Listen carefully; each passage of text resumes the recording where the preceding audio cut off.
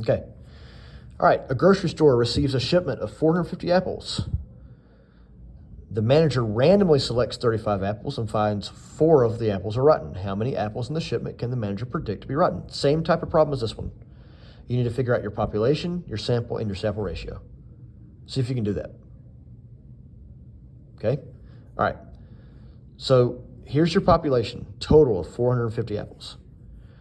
The manager randomly selects 35 of them and finds that 4 out of the sample are rotten. So what's your sample ratio? It's going to be 4 out of 35. Okay, remember, the population is never part of your sample ratio.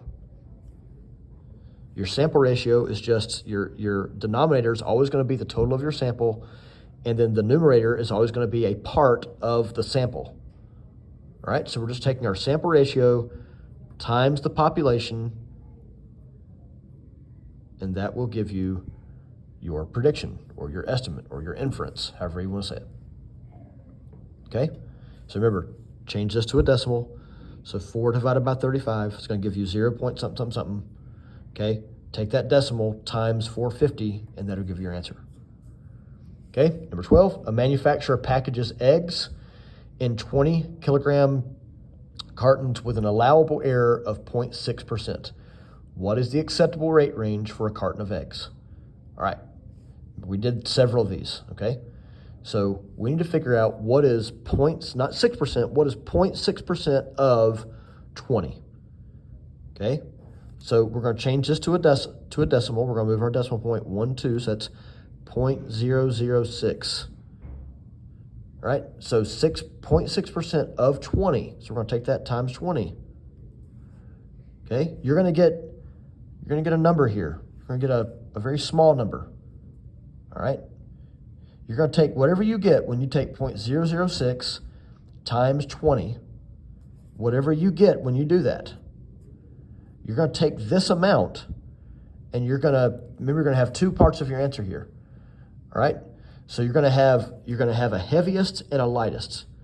So take whatever your answer when you take 0.006 times 20, whatever that is, you're going to take this and you're going to subtract it from 20, and that will give you the lightest that this can weigh. And you're going to take that same number here and you're going to add it to 20 to find out the heaviest that it can weigh. Okay? All right, so you work that out. All right, number 13.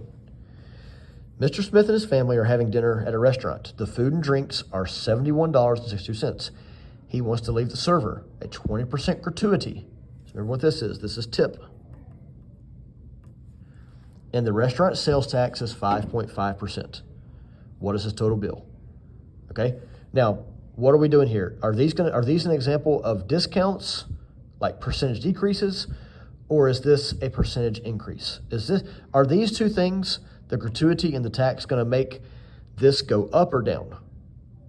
Okay, if you said it's going to make his price go up, you are correct. Okay, now the easiest thing to do here is just figure out what's the total percent of increase here. Well, this is 20% gratuity and 5.5% tax. So that's a total of 25.5% that he's adding on to this. Now that's 25.5% of this right here. Okay, so your first step is you got to figure out what is 25.5% of 71.62. Okay, so remember, as I've said throughout this review, whenever we have these kind of problems, we always have to take our percentage and turn it into its decimal form by moving the decimal point 2 places to the left. So 25.5% written as a decimal is 0.255.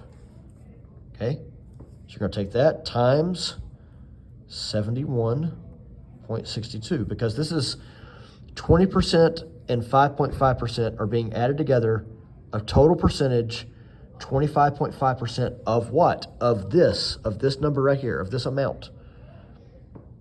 All right? Once you figure out 0.255 times $71.62, you're going to take this amount, and what are you going to do with it?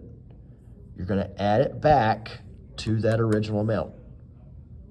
Okay? You're going to add it right back to the original amount.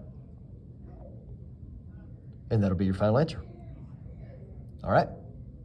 You guys, hope you study and prepare well. You're all capable of doing well in this test if you give it your best, okay?